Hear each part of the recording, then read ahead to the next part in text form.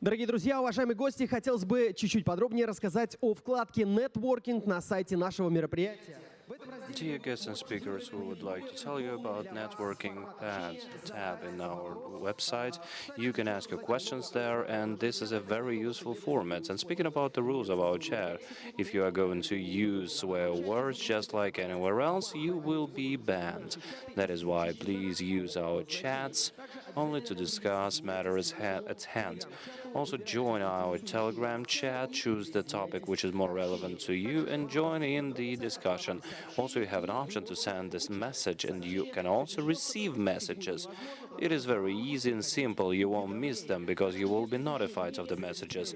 That is why if you're not still registered on startupvillage.ru, please do that in order to spend the rest of the day in most fruitful manner and receive the best information required by you. And next we have a session which is called Data Fusion in the business of big data cooperation instead of competition.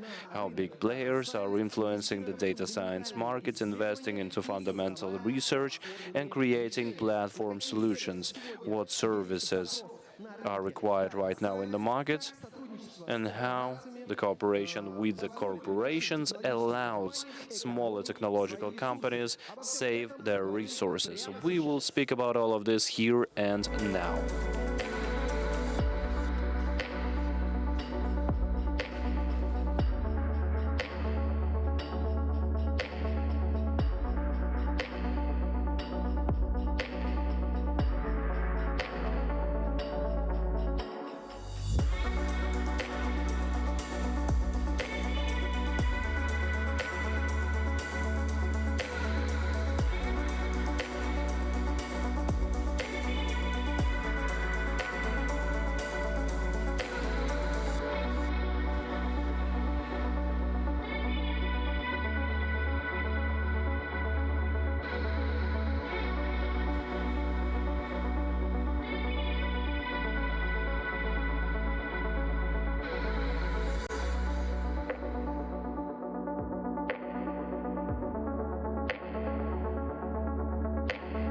Коллеги, добрый день.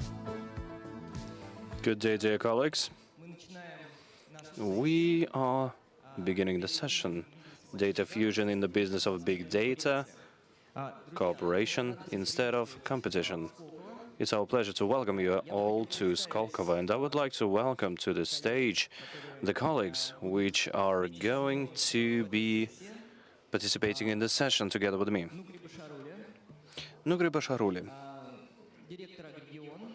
Director of Agregion, CEO of Agregion. It's a great startup here and now, which is working together with very big corporations. And within this session, we will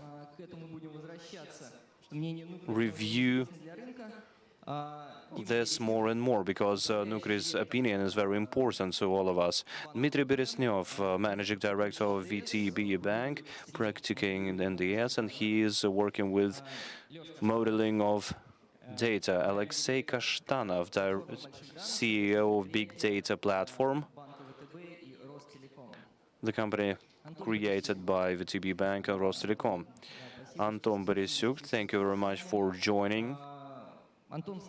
Anton is Senior Insight Director of PepsiCo. And Pavel Mikhkich, Advanced Analytics Director of Lenta. Pavel is CDS, and he is also a person who is co-author of developing the AI projects in Russian Federation. That is why, if you have any questions, we can dwell into this topic as well. My name is Sergey Golitsyn. I am Vice President of VTB Bank, Deputy Head of the Data Analyst and Modeling Department. Of course, you can ask questions in the chat of our session. In this broadcast, we are going to look through those in the end of the session.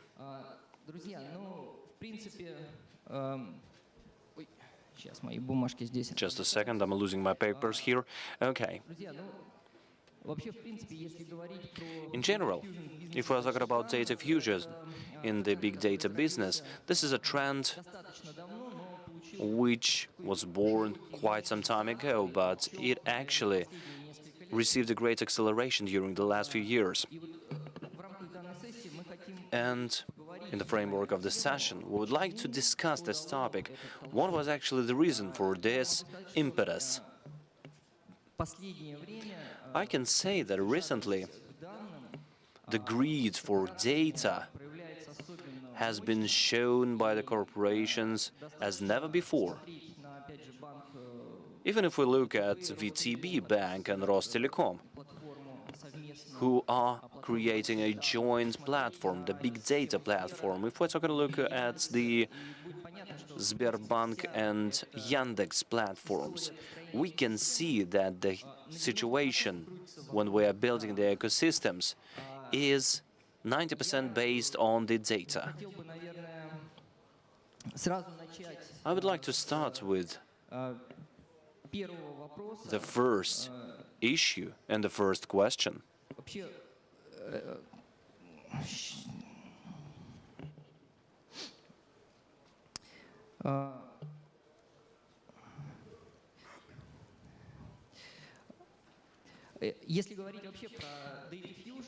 Talking about data fusion as a trend, I would like to say that this is technology first of all. If we talk about this union of the data, this unification of data, just a couple of years ago, discussions between telecom and bank could be much simpler. Let's say I'm regulated by the banking law, and I am regulated by the telecom law. That's it, we agreed on this thing. But right now we understand that when we are unifying the data, we are unifying the masses, and we are creating the common solutions based on the data masses. But there is a complication. Depersonalization, the personal data, and so on. And we would like to take a look at this topic. Do we have such solutions? Can they be used here and now? Dear colleagues, of course, the demand for data has been and is still there, and definitely it's not going away. So, Alexei Kashtanov, I would like to start with you. Could you please tell me, what do you think? Why recently this field has been developing so rapidly, and why everybody plunged into this whole situation of uniting and unifying the data? Yes, good day. My name is Alexei Kashtanov. I'm Director General of Big Data Platform, and I would like to start with a little history. Just a week ago, I bought my new earphones because of course, I lost the previous ones.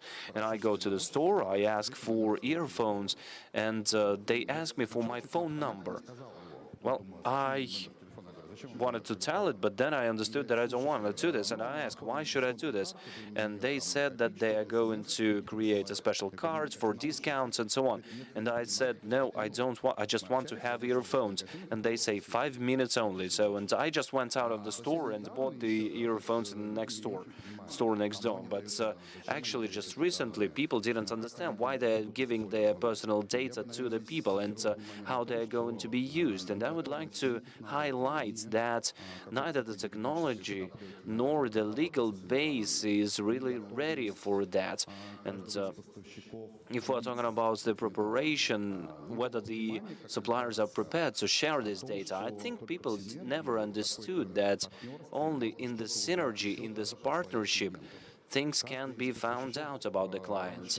Every vendor had some specific approach. They would gather the data, they would think that everything is awesome, they know things better than everybody else. But they would actually know only things which were happening with their clients inside the company.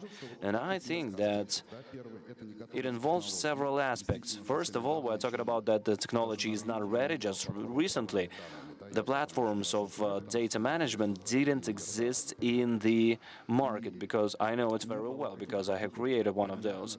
And we didn't have legal understanding of legal repercussions of this, what can be done, what cannot be done, so what should be done and what should not be done. I think that these are the two main aspects, the technological preparedness and the legal one. Well, of course, I just have to agree with you on that. So we were working together on these problems, and we are facing this on and on. But I think that there is another topic which could be one of the criteria of this whole discussion, the algorithms.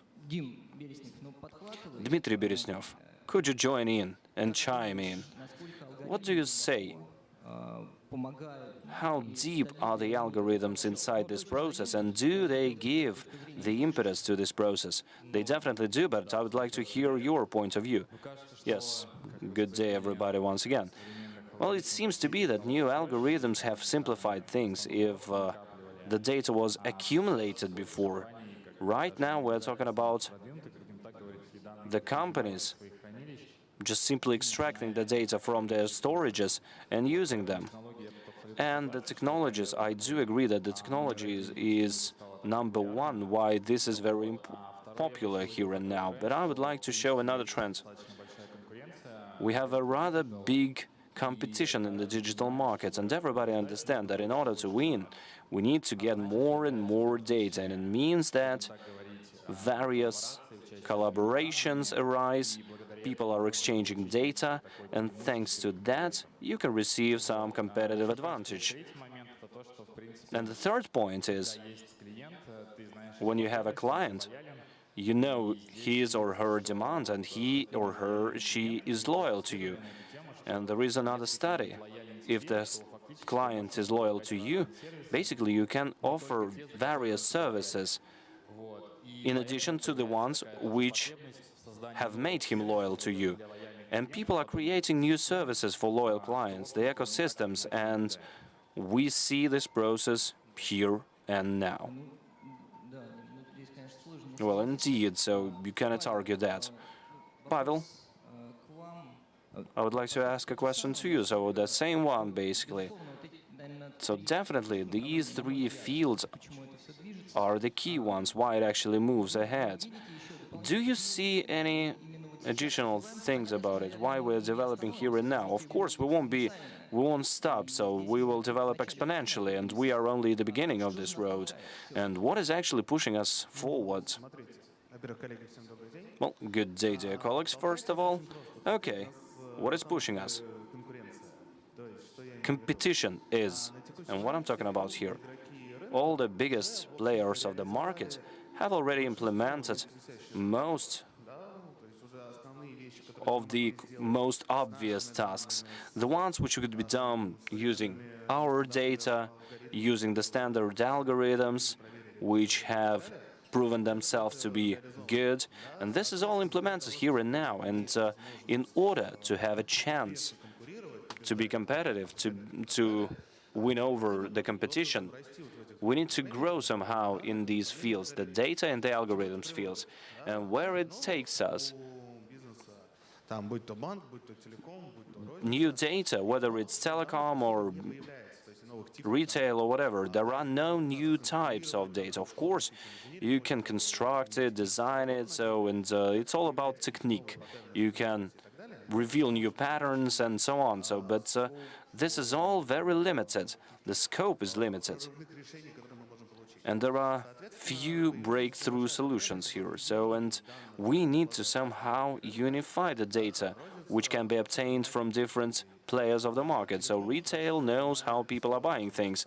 So telecom understands the nature of the social context, some geo features and so on. The banks see their fiscal and monetary information, and this way you can see a bigger picture of the client.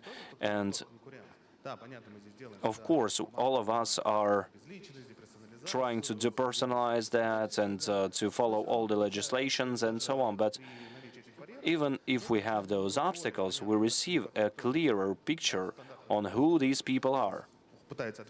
So the standard question asked by business, so who are these people and so on. So by having this knowledge, we receive the competitive advantage. And just the same thing happens in the field of algorithms. So we all know the main set of algorithms of the machine learning, and we know how to use them out of the box. So fit, predict, task, and so on.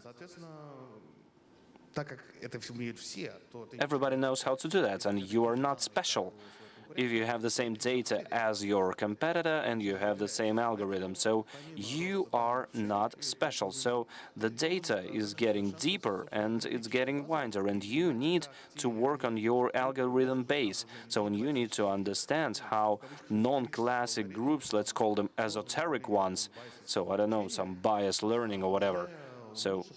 And you will see how they suit your needs. And over here we have very good quality R&D in the market. If before that we would utilize underutilized features, we had great space for actions, and doing simple things with simple data helped us to achieve really good results. You cannot do it right now. We are overcomplicating everything. This is the answer, as I see it. Quite fair, and I do agree with you. So, Nukri, you're the representative of startup community, so we wouldn't call you startup right now, but anyhow. So, could you share your opinion? So, why are we growing so fast right now? Well, I think that every startup is good at its own time. So, and the time has to be fitting in order for the startup to launch. And right now the time is good. On one hand, I hear good words. The big players are fed up with playing with this first wave of big data. So they tried it, they tried to store it in huge amounts, they tried to look for the value. And as it feels, the third wave has already grown, the third wave of the interest to the big data. But right now, the angle is a bit different. On one hand, we're talking about the maturity of the ecosystem, the level of the maturity of the companies. In most of the big companies, we can find data scientists, we can see data transformation officers, and the competencies are very high, and the demand for resources is only growing. And up to the CEO level, we have been doing an interview with the interview. We have been interviewing managerial leaders in the ecosystems. And we can hear the comment that I don't want to have a head of marketing only. I want to have a head of marketing who has understanding of the IT in his or her genome. And it happens everywhere. This is basically already mature. Second part, as I see it, is that the companies started to refuse to give data to the outsiders. If 5 years ago you could agree that somebody would give you their data and you would help them to earn money using those, then right now the tendency, both the legal one and any other, and it's a good thing. We are concentrating on competence and on the data itself and the audience inside. We're talking about the partnership of the ecosystems. This is the second trend, and it's going to give birth to very interesting topic. So this is the second point. So we are talking about the traditional companies. So they are closing. Google, Apple. Just recently we saw the statistics about the users of Apple. So you know that a new update came out, and you can actually switch off most of the things there, and about 80% decided to refuse the sharing option. So I don't think that people are going to, the global companies are not going to suffer much, but the local ecosystems are concentrating these super values, which we can discuss right now. This is the second part here and now. The consolidation of these assets, data assets, data streams. And the third part, which I already mentioned, is regulatory framework. In Europe, in Russia, we will see more and more restrictions on data. Everybody understands perfectly well at the highest level, at the highest legal level, that this is a super value these days. So knowledge about people and effective contact with a person, we can discuss that later. So these two tools, they cannot be shared with others. To answer your question, so these three things incentivized transformation of the market, attitude towards the market, there also market shares and also abilities and barriers that stem from that. That was very detailed. I would be interested to hear from Anton, who represents PepsiCo. It's one thing when you have a bank or e-retail company who works directly with clients, but it's another thing when you're a producer. It's a totally different thing. It's a different kind of treatment of data. And bringing data together, from my perspective, it should be done at such a high level of deliberation, but if you dig deeper, then you see that on the opposite, the level of deliberation should be quite high because you don't have direct data. So, Anton, can you share with us? Thanks for that, Sergey. Good afternoon. Many interesting things have been already mentioned. I agree with a lot of them, but I would like to highlight some differences. Sergey was right that I represent an industry that has few data to start with. Unlike banks, telecoms, or retail companies, we do not generate that kind of data. At least historically, that's the way it was, but even though the situation is changing. But undoubtedly, the driver for all of this is competition, like Pavel said. Competitive advantages used to be in the area of production of food products or any other products, or large companies who were able to afford some things like advertisement that small companies couldn't afford. But the world has changed. Production technologies became more available to smaller players. Advertisement opportunities with digital development have become more accessible as well. So competition switched toward other areas. So now we see that they want to find some support and ability to work with data, to work in a targeted way with the audience. We used to perceive the audience like average Russian consumer, average consumer of our product, of our water. He is of this age, he has this kind of family, they live there, they go to these stores. This is how we used to study it. And we work with that kind of audience. But these days, we think like that. How can we work with people in a more personalized manner? How can we provide to people, make an offer to them, something that they may be interested in? For Pavel, for Sergey, those will be different offers. So when we start looking at the audience in that way, then we come to the need that we need of working with data. There are many questions about that, how we work with data. Some data is generated by ourselves. We collect data, we learn to work with them, we learn to store them properly in compliance, and then we build ecosystems and partnerships that colleague already mentioned, with partnerships with retail companies, with telecoms, with banks.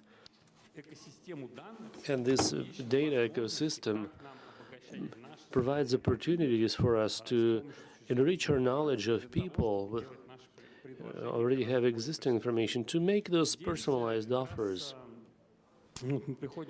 And here we come to this thing. We primarily look at all these mechanics through the eyes of monetization, how we can make it beneficial? How can develop solutions which will be beneficial for ourselves and for our clients, for our consumers? So that's the driver that moves these things ahead. Thank you very much for that, but to have a more lively discussion, if you disagree or you have some objections with the speakers, or maybe there are objections among the speakers, we can sound them right away. But having heard these things, you understand the key points of emphasis. So competition, technologies, regulatory framework, that these are the drivers, but competencies are so broad and they're so omnipresent that we have no choice other than to develop quickly. And when we talk about data exchange, so let's fantasize a little bit. And speaking of startups, with colleagues, we already discussed that privately. So which services are missing in the market? And that could be implemented, but they're not there.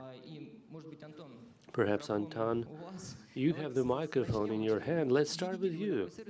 Do you see such a service which is needed, very much needed, but it's not there? So if we look at it from this angle, what is surprisingly missing? There's one thing like that. So we were talking about fast moving goods. So there's no catalog of products, a single catalog, which is very obvious. We need this. It's very difficult because we work with multiple retailers and they have their own codes. And to put them together, to combine them, it takes a lot of effort from ourselves, from our partners. Why it does not exist? I find it surprising. I see that Pavel agrees with that. But this is something very obvious in our industry, and there's a lot of demand for it. Right. And there are multiple solutions for that, from what I know. Non-centralized solutions. But some are working on that a lot, from what I heard. Alexei, you wanted to add something, right? If we talk about codes and how products are labeled with those codes, I think decentralization can be helpful because everybody has their own database. And if they use the same format, a convenient format for all of the businesses, so like that, those technologies may be useful. So without sharing data, they can be compared and stocked in different databases. If we talk about non-existent technologies, when we deal with big data, so like we have Soglasiya Center, so it's not very clear who will be using my data. So when I provided my personal data, it's not very clear where the data will end up. So if I come to them and ask, so where my data was transferred, so I still do not know to whom I provided my data, my phone number, and how they use it. So that's something about decentralization of these databases, but I think the future will hold that promise. So when they develop big data platforms, hundreds of ideas were considered.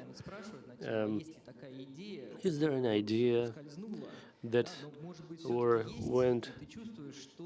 fell through?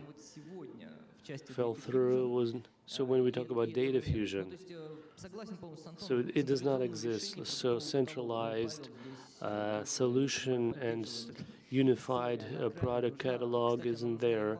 There is a need for that, and banks also need that. So is there an idea, Alexei? And after it, maybe I will build a team of startuppers. If I share an idea that were not part of my strategy, so maybe VTB and Rostelecom may give me some dirty looks. So we were considering multiple ideas, many ideas, like hundreds of ideas. So we focused on 9 of them were. So there's a lot to be done in this market. So that would be a challenge for startup people, for smart people, not to be afraid, because this area is huge. This issue was raised here by Pavel, I think, about competition. Competition between majors, between gigantic companies helps startups to work in that area, because you cannot, acquire everything. If we talk about alignment of those databases and those codes, so this is a political situation, I think, when major retailers should agree on that, or major producers should agree among each other. But a lot can be done with big data internally. For example, everybody has seen, most likely, that they announced the sale of gaming startup by mail.ru. So they developed cloud technologies. So to run any game on your laptop without downloading the game, without even buying that game, just having a subscription only. So this is a subscription service. So I have MediaTek subscription, or maybe you have a different subscription. So I don't use MediaTek, for instance, but maybe we can digitalize. I have some bonuses for M-Video, but I'm not going to be there in the next month. And vice versa, others may have bonuses that can help me get my gasoline at the Shell station cheaper. So why not share those bonuses among ourselves? Okay. Pavel, do you want to add to that? Yes, but I will try to pivot this a little bit, because from my retail perspective, I can tell you in which area we have too many startups. It's about something quite obvious. I've never seen so many startups about forecasting prices in promotions and in product ranges. So those teams come to us 2 or 3 times a week. And I understand their internal motivation why they deal with that. Because obviously, those core business processes for retailers and a small change may lead to increased effectiveness. And it sounds like this is the thing to focus on, but retailers cannot outsource its core business to someone else in terms of products, to whom and how at what prices we sell. And decision-making process cannot be outsourced. This is what retailers do. So I can never outsource this key competency that we have. And very few people look at the processes which are interesting and important and value-generating, but they are not core for us. So video analytics in the stores. So if they ask me, so do you have to be an expert about your pricing as a retailer? Absolutely. If they ask me, do you have to be an expert in video analytics on how people move around your shops? I would say most likely no. So there's a very good niche there. This is not an area that retailers will work on that. There are some examples of that. Most likely they will not do it. They will not develop an excellence center or a team to work with that. Most likely they will find a vendor, a startup to work with this issue, to create additional advantage for themselves. So it is very important to look at the market. So the market should look at retail and not try to take away its core business processes, because you may be allowed to get there, but not for a long time. But you should create value around, in the ecosystem, all the things that happen there around the retailer. So I should support Anton on this and even expand this. It's not only the catalog of data, but in any conference, wherever you look, where they talk about data, big data, and so on and so forth, so they talk about data governance. There used to be a small report, during a large company where somebody talks about data governance, but now they have whole streams and whole conferences on this. But there is a problem. Nobody knows what it is. We don't have a definition. So what is data governance? Every team, every company decide it for themselves, define it for themselves. Some textbooks say one thing, other presentations say something different. But because it's a major area of uncertainty, there's a great potential there. But to create services that help you streamline your processes, because for retail it's a long process of decision making. Banks have their own dynamics. It should be industry specific and client specific. But it is support, it's internal hygiene. It's not a core business process to delegate such a complex but non-core function. Is a good thing. It's a good opportunity for third-party teams. I will agree with you, but you represent a startup community, and when you promote your technology, so do you see what is additional required by the market? So in terms of data fusion, other solutions that are required right here and right now. Well, thank you for your congratulatory words that I'm representing a startup community. That sounds a little bit funny. I can tell you about the projects in which we participated. We participated in major ecosystem projects, and the initial paradigm that we used was a high-level intellectual contribution to the product. So we are interested in intellectually intensive startups and projects. So where you have opportunities, if you look for rough diamonds in those piles of objectives, there are many of them out there. Startup or a corporation are very different. There's a major gap between them. Very few startups survive until the end of talks. So if we talk about what is missing in the market, we would like to have more sandboxes, more opportunities to play, obfuscation of data, sound DA, modeling, fast track, VTB data fusion. So there was a wonderful track there for startups. So we can just play that. So I would like to have the kind of mode, but not 5 startups per month, but 500 startups per month. So that's the first thing. Entry point for startups. This is what is needed. Speaking of specific objectives or tasks, data governance is a new topic. It should become mature because ecosystems are put together, they interact with each other, which is a new phenomenon. If you used to have a data bank and you could sell data, but now you should get agreement and permission from many players, and everything starts with a human person. There is a wonderful example, oftentimes cited. Try to be registered as an individual entrepreneur, and you will get 200 calls from different banks on the same day. So you need to get rid of that informational noise. It's all that pressure for an advertisement, etc. It should be removed. We don't need to have more of that.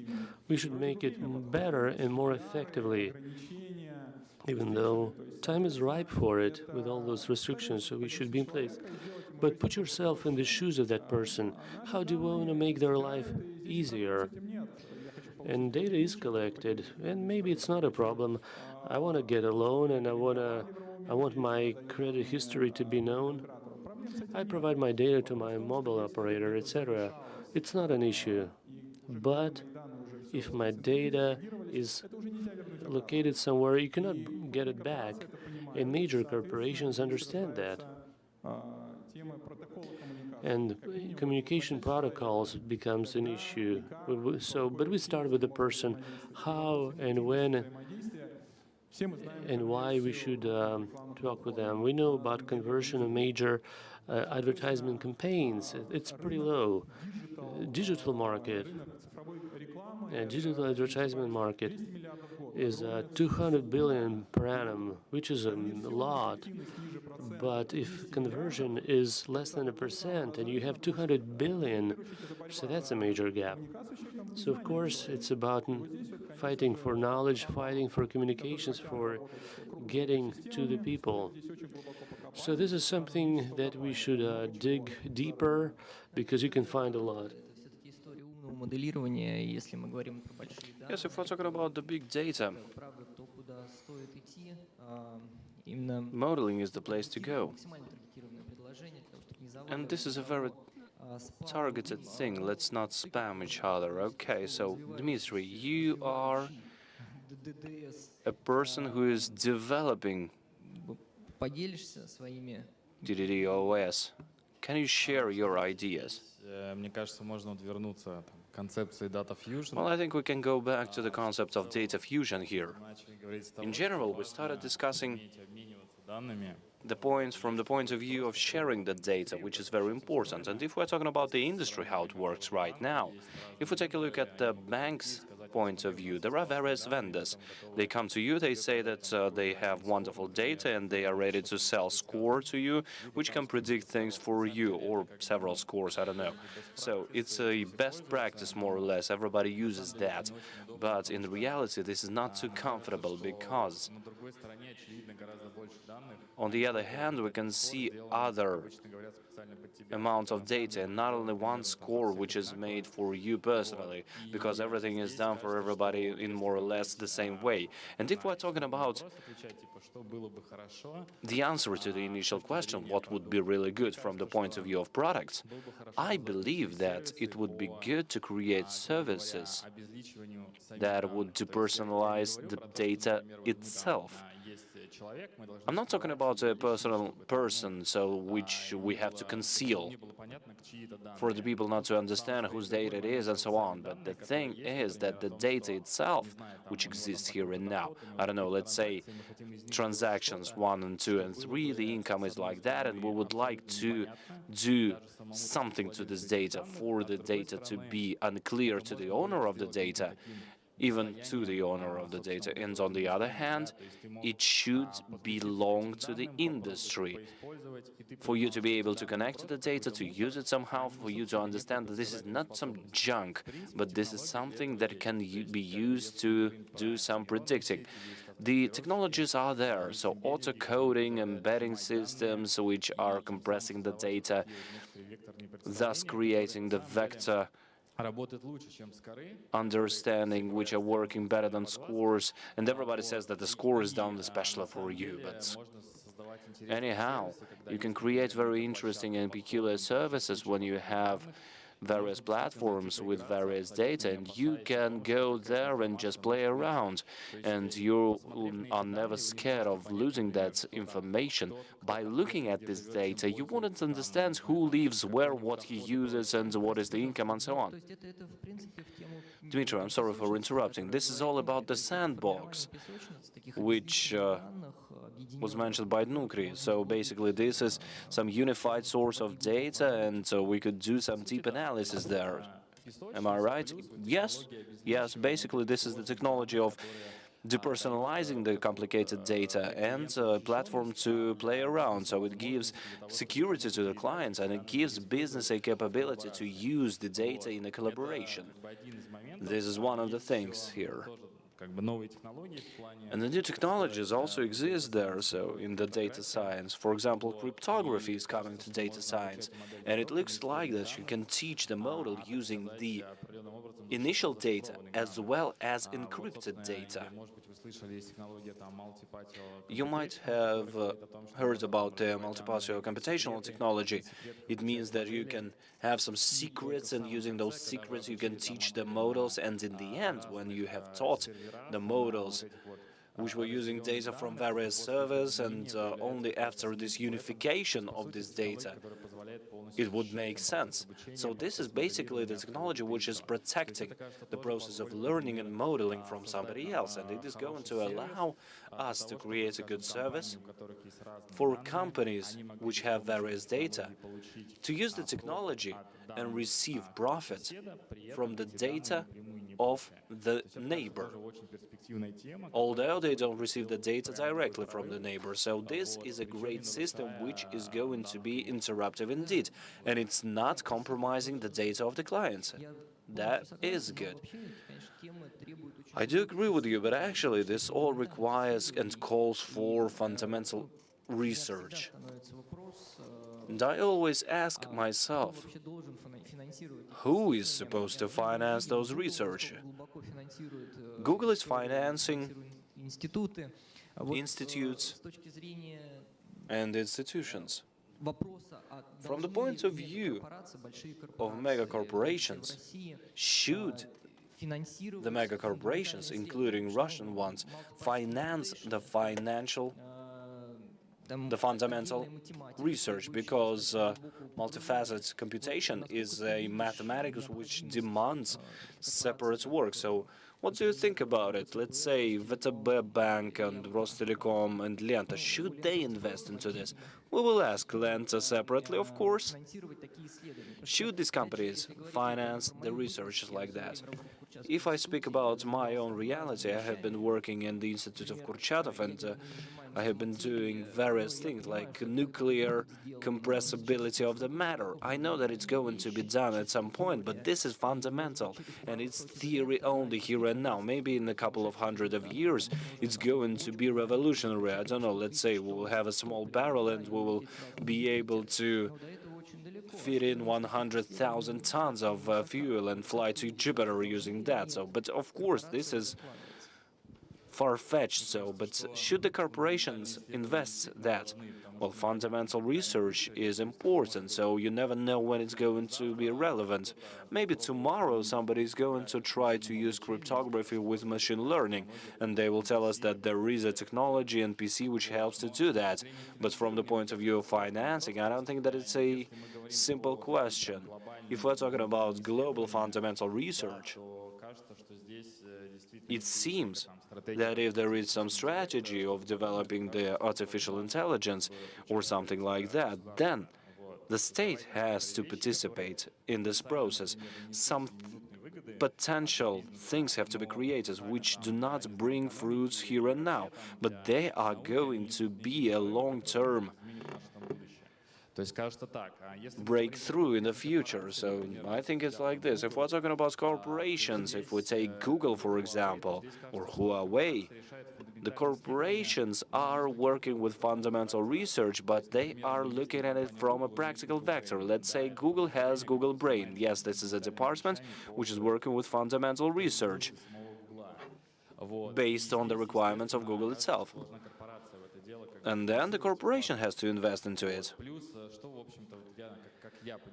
The way I see fundamental and the practical research, there is a demand, and we are building a product. So, and the manager says, we want to do this by this or that date. And data science has various amount of methods, and you cannot try all of them. That is why we need to give those technologies to outsourcing in order to develop it somehow. Then the team which is going to do this product will have answers to the question how it works and what actually works.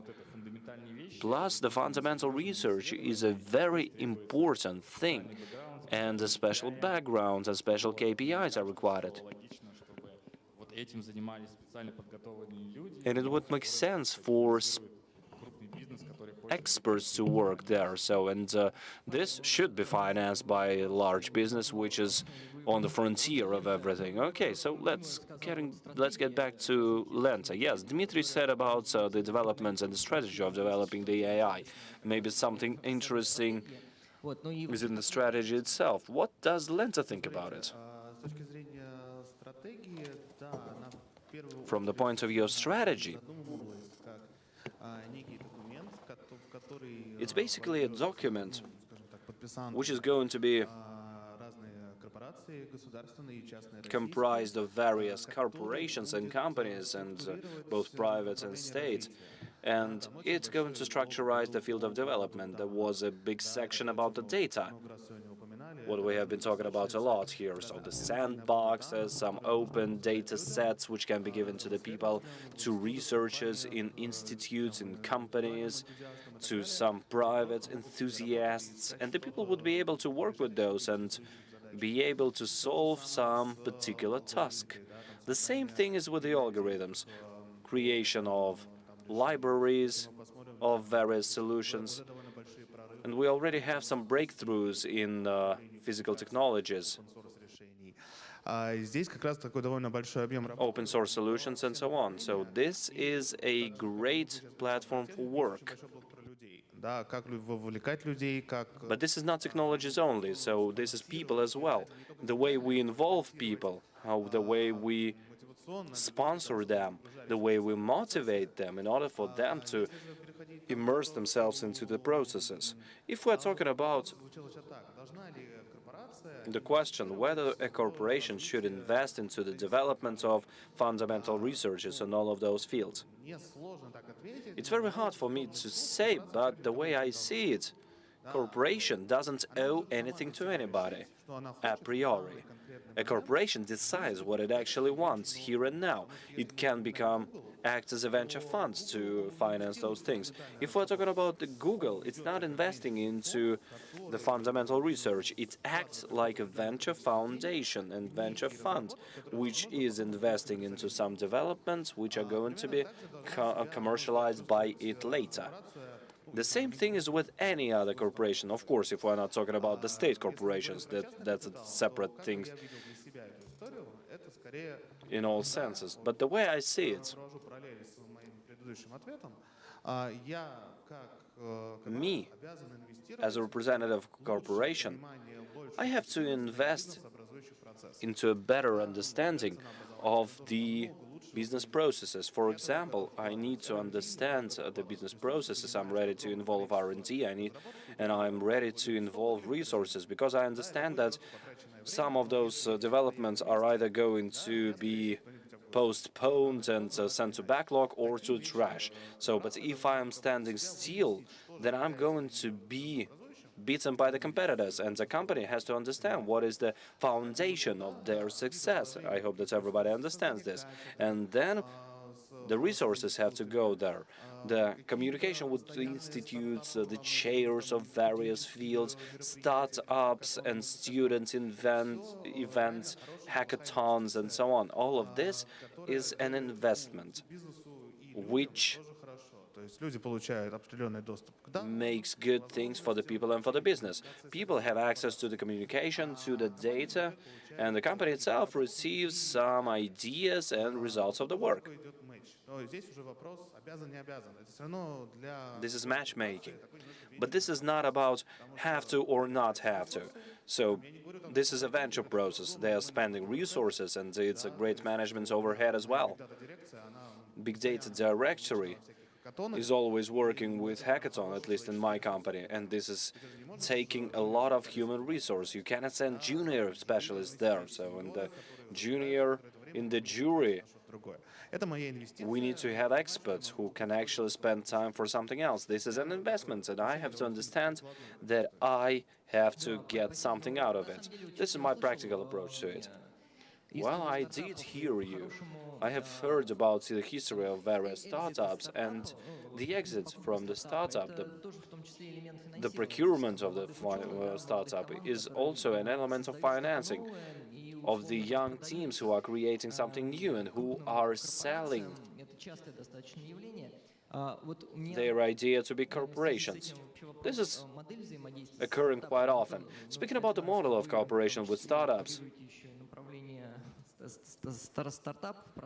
I know that you are working with startups, and how exactly do you see and how exactly do you view this whole topic? I think it's very complicated. модель поддержки бизнеса, она правда And the support model of the business is согласен, здесь вопрос exactly нужный. И вот like you как have все-таки said. So правильно nobody owes выстроить, anything to Pepsi, anybody. чтобы So, and выстраивать how эту does модель PepsiCo взаимодействия? build up this model of Берет ли на cooperation? себя там какие-то повышенные Do you обязательства или take просто up нужно не some нужно? additional responsibilities, or Ну, смотрите, just давайте я view it расскажу, as собственно, как you need it or PepsiCo not? смотрит на это. Okay, yes. How PepsiCo views Как this? нужно, не нужно, все, наверное, по-разному на это смотрят. I think everybody Мы на views это whether смотрим, something needed or not во-первых, что нам in a это different действительно way. нужно. Мы хотим We believe that this is needed to us. We want to work with the markets of new technologies, whether it's startup or big companies which are developing technological solutions, and definitely we are looking at it from the practical point of view. We have a list of priority business tasks, business issues, which haven't been solved up until now, or they haven't been solved as good as we want them to be solved. And we believe that this field could be interesting to us in regard to various technological solutions, to try things, whether something works or not. Of course, things don't launch from the scratch. Of course, it's not exactly the sandbox that we have been discussing, but we are trying to work through the platform. We have launched the platform, and the startup technologies can register their solutions there. Let's say this technology could be interesting to PepsiCo, says one of the startups. We are going to look at it internally, so we are open to all the employees who want to share their idea. And let's say they say, we have a business task, and we need to have a solution. And let's say we're going to look at the external markets. So this is the solution which is suggested. We also look at the internal solutions which exist inside the company, and then we start experimenting. We're not launching huge projects right away, but this is just a first step. So basically to have a taste of what is going to come in the future. We have rather successful experiments which were born out of such an approach, and right now these small startups have become full-fledged partners of PepsiCo, and we have started cooperating with them rather successfully, and we have been doing it for quite some time. So this is very profitable both for us and for the startups. We still see the potential in it all. Of course, this is not easy, Sergey, I totally agree with you. This is a very fragile ground we're talking about. We need to work with it, we need to invest into it. These are different people, these are different competences. If we take a look at the profiles of people from big corporations and profiles of the start-uppers, these are different people, and you need to find the equilibrium between those two, and you need to work with them and cultivate them and develop. Thank you very much. Do we have any questions in the audience hall? If we don't, I would like to ask some myself. Alexei Kashtanov, I have a question to you. What conditions should exist in order for startup, for fintech to live together with corporations without consumption? Satellite, well, we have a live example here, Nukri.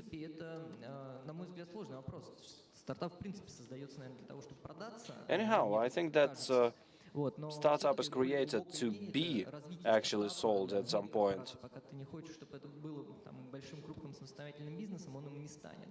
But if you don't want a startup to become a corporate business, so it won't become like this. Yes, it's a very good question, actually. So, me and my friends have created the first startup. We were really thin and hungry, and we wanted to get a data set to work on, to learn on. And we have been using the open data, foreign open data. It was many years ago. Right now, we work differently, but it's still a startup. We got our team, and we saw that if we take a good team and we take two big shareholders, then it might work. And right now we are still checking it, so the startup between two big companies might exist and might be viable. So in the approach which we call data fusion, when we unify the data, when your hands are not tied when you can check your own theories, when you can work with R&D without forgetting about KPIs, which were drawn onto you, and you have to follow those. Anyhow, there is always a space for experiment. And in the market, we can see maturity. People thought that startup is smoothie or coconut water. But we all understand that this is a great work and very hard work. And it's all about luck, actually, whether you're going to be lucky or not, because the market is changing every month. And I think, yes, that there are possibilities for startups, for corporate startups, and I think that all the major players in the market are actually looking towards this direction. Thank you very much, dear friends. This is it for all of us. I have lots of questions, actually, but unfortunately we won't be able to look through those. Thank you very much for chiming in and joining in. Thank you to all the participants.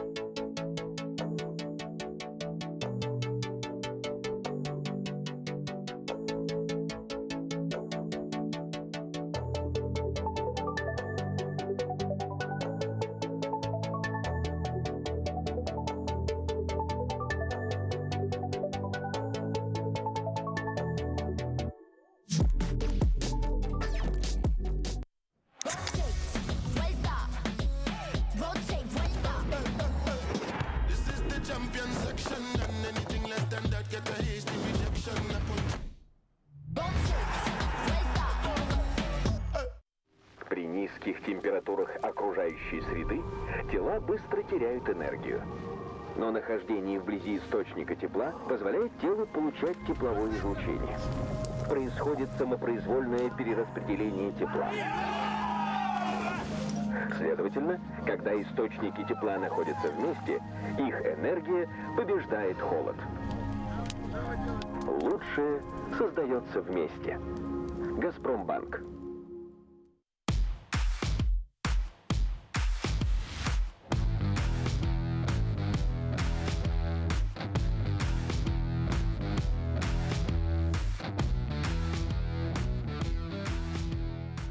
МТС Стартап Хаб. Работа с реальным бизнес-заказчиком МТС. Доступ к ресурсам самого крупного телеком-бренда в России. Не можешь поверить? А в твой стартап обязательно поверят. У нас есть все, что тебе понадобится. Ресурсы, клиенты, технологии, каналы продаж. Мы оценим твой продукт, правильно применим в своем бизнесе и масштабируем на мировой рынок. МТС Стартап Хаб ждет тебя и твоих нереальных бизнес-идей.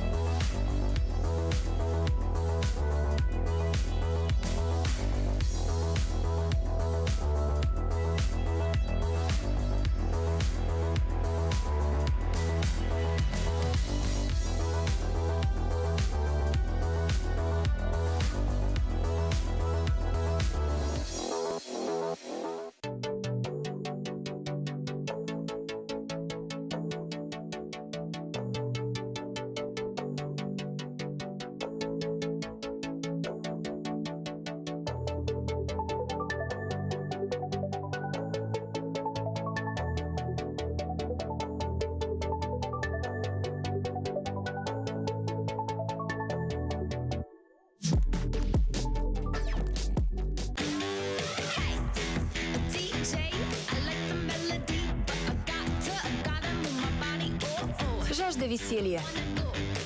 Жажда путешествий. Жажда общения. Утоляй любую жажду с освежающими вкусами Липтон. Мой любимый персик. При низких температурах окружающей среды тела быстро теряют энергию. Но нахождение вблизи источника тепла позволяет телу получать тепловое излучение. Происходит самопроизвольное перераспределение тепла. Следовательно, когда источники тепла находятся вместе, их энергия побеждает холод. Лучшее создается вместе. Газпромбанк.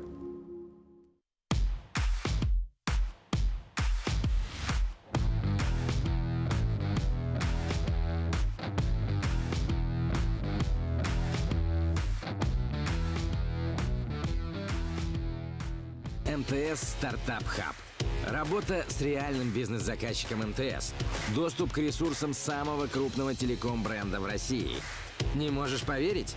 А в твой стартап обязательно поверят. У нас есть все, что тебе понадобится. Ресурсы, клиенты, технологии, каналы продаж. Мы оценим твой продукт, правильно применим в своем бизнесе и масштабируем на мировой рынок. МТС Стартап Хаб ждет тебя и твоих нереальных бизнес-идей.